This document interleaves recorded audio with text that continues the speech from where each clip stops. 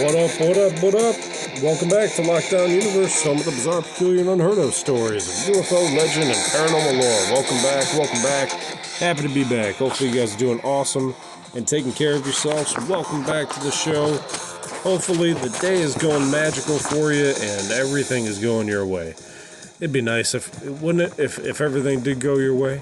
I hope it is. I really do. So, anyway, I'm back. I have been sick as heck, so I apologize for being gone for so long. I'm still sick, but I'm on antibiotics, so hopefully that stuff will kick in and everything will start feeling better, man. It's not COVID, but it's a sinus infection. It might have been a virus at first, and then it just got really bad, so I just been feeling like garbage, couldn't even talk, so I am back, and hopefully everything will go away with the antibiotics. So today we're going to talk about this really cool story that's been around for 150 years or so. That it revolves around a very mysterious person who did a very beautiful thing voluntarily, and it is a mystery. And it's been a mystery and covered by many different outlets. It is the Loretto Chapel staircase mystery. So let me pull this up here for you. So the story goes as such. The Loretto Chapel is located in Santa Fe, New Mexico, and it was built in 1878, 146 years ago. The architect of the chapel was Projectus Muli, and the architectural style is Gothic Revival. So why are we talking about this? Well, one, it is a beautiful chapel. It's actually now a wedding chapel, but it was once used as a church, and it actually housed sisters and an entire church. So the reason that we're talking about this is because we're talking about a miraculous staircase that was built. And we say miraculous because the sisters that inhabited this particular church, building, chapel, needed a staircase built, and a man came out of nowhere, out of the dust of Santa Fe, New Mexico, to assist in building the staircase. Now, why is the staircase so special? Who cares? Anybody can build a staircase. Well, the thing of it is that we can't even build this staircase today. This staircase was built without a single screw, without a single nail, and without a single dab of glue. So let's get into the story, and we'll talk a little bit more about it. Okay? So the history behind this story is that the chapel was commissioned to the Sisters of Loretto for their girls' school, Loretto Academy, in 1873.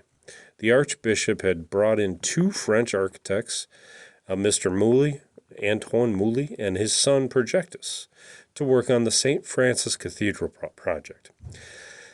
He suggested that the sisters could make use of their services on the side to build a much-needed chapel for the academy, and Projectus ended up being the main architect for the project. He based his whole project on the Gothic Revival design, complete with spires, buttresses, and stained glass windows imported from France. Man, talk about a importation in the 1870s.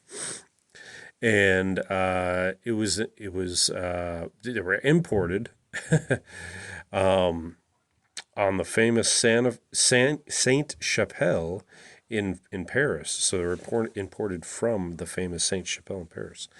The chapel was built from locally quarried sandstone, and it took 5 years to complete, being officially consecrated in 1878.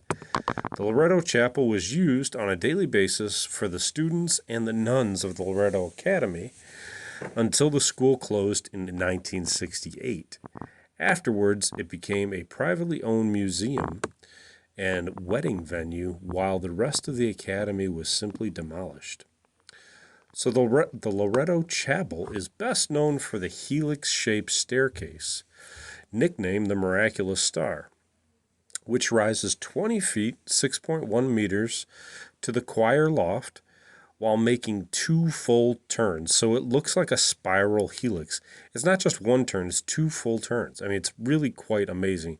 I'll put it in the thumbnail so you'll probably be able to see it.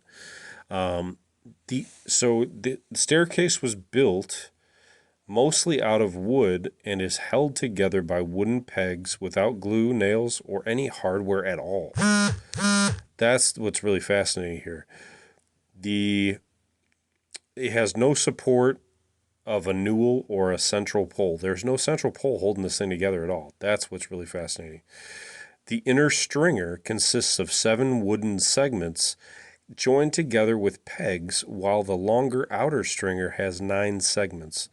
The exact wood used to build the staircase has been confirmed to be a type of spruce, which was not native to New Mexico, and scientifically not identified anywhere else in the world. What?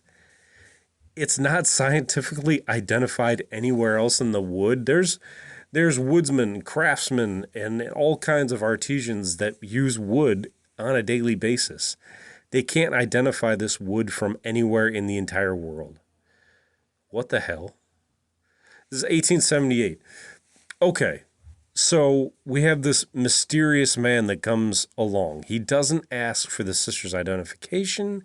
He doesn't give it to him either. He just says he'll build it for free. Doesn't ask for any money or anything. He'll build it for free.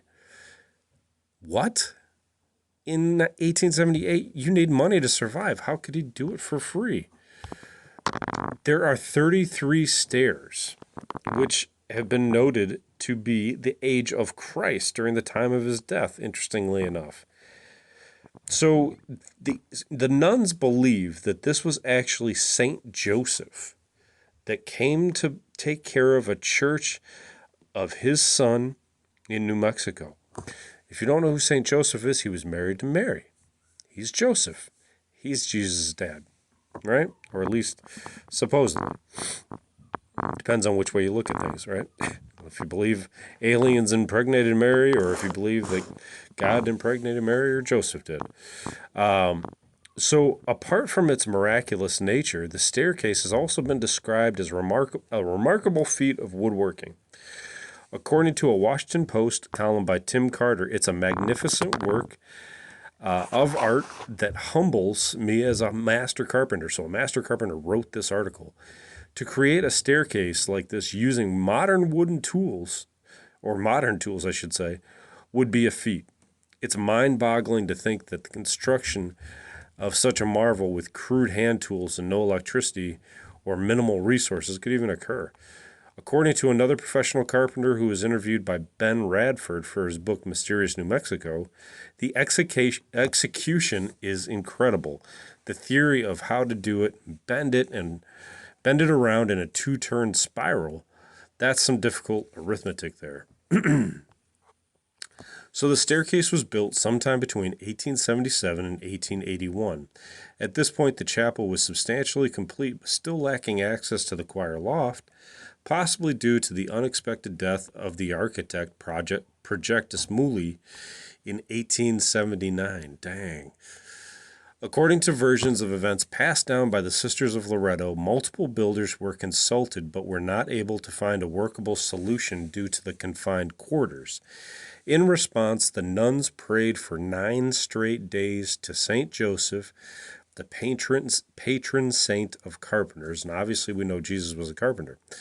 On the last day of the novena, which is a time period of prayer, 9 days straight they prayed for, a mysterious stranger appeared and offered to build the staircase. He worked alone using only a few simple hand tools and disappeared afterwards without collecting his pay or the sisters learning his identity. More fantastical versions of the story have the work completed overnight, while others stated it took 6 to 8 months. The finished staircase was an impressive work of carpentry, seeming to defy physics as it ascended 20 feet, right? They believed that this carpenter, again, was St. Joseph, because that's who they prayed to. And it kind of makes sense. Joseph wants to take care of his son's church, right? Or it could have been the entity of Jesus himself creating this. Or it could have been an alien. New Mexico is notorious for aliens. Maybe an alien came down in Jesus, likeness and built this. I mean, many people believe that the Egyptian pyramids were built by aliens. Why couldn't they come down here and build this? But the simple physical attributes of this staircase are simply mind-boggling. And now, basically, it's just a nice place for people to take pictures during their wedding and have their wedding there. I think that this story warrants a lot more review and further details. Now, unfortunately, in 1887 to 1881, let's face it, there's not a lot of documentation about small things like a small church. But this staircase, I mean, to even make this thing now would be incredible. It's beautiful. I've seen spiral staircases. I've never seen a double helix staircase built without built at all, built over. I've seen a single, not a double like that. The design of the Loretto stairs is highly unusual. Other spiral staircases without center supports are known to exist. One example, and we're talking about a single staircase, we're not talking about a double, but one is located at the Old Washoe Club in Virginia City, Nevada, which also dates back to 1870. This staircase is described as Ripley's, believe it or not, as the longest of its kind without a supporting pole, although it has fewer turns than the Loretto staircase. That's the difficulty right there, is that how can you create the double staircase in a confined space without electricity? I understand. I understand that there's carpenters that can do amazing things. I mean, dating back thousands of years, but to do it without any support is mind-boggling by hand. Just simply mind-boggling. So, was it the spirit of Saint Joseph that the nuns prayed to for so many nights, for 9 nights straight? Was it Jesus himself coming to take care of his church? Or was it simply just a well-doer that didn't need any money in 1878, spent 6 to 8 months on this thing, and simply walked away? The sheer amount of wood needed to create this staircase is baffling. How the heck did he get the sheer amount of wood to make this staircase? It's a huge staircase. It's not just some small staircase that would be in a house. This thing is really wide on top of it. I mean, it's wide enough for 2 people to walk up at the same time with ease, with tons of space. So how did this guy heft wood in there? No viable wood, no spruce around that time in that area was viable. And the spruce doesn't belong to the planet Earth.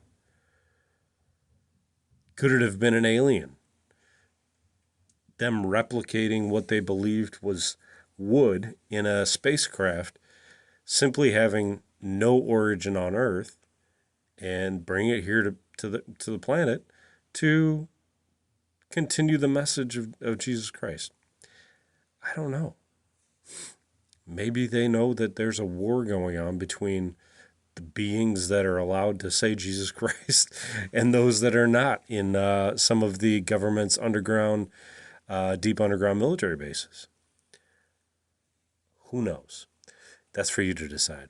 But anyway, guys, I'm going to let you go. I'm going to rest my voice, and hopefully it'll be coming back stronger and stronger every day. And I definitely want to put together a podcast every day moving forward. So hopefully that'll be able to happen. All right, guys, take care of yourselves spiritually, physically, and emotionally. Take care of yourselves. Follow through on your hobbies and your goals and your dreams. And as always, continue to question the universe around you. Just FYI, I did record another podcast yesterday.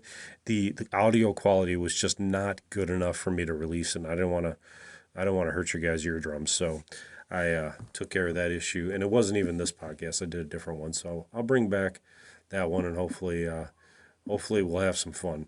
So again, take care of yourselves physically, spiritually, emotionally. Surround yourself in white light. Please like, follow, share, subscribe. That really helps the podcast grow. We've got 2,000 followers well, in total. I think it's on Spotify. I'm not sure. But I love you guys. Thanks for listening. And hopefully you'll continue to listen. So, peace out. Love, light. Lifetime Universe out.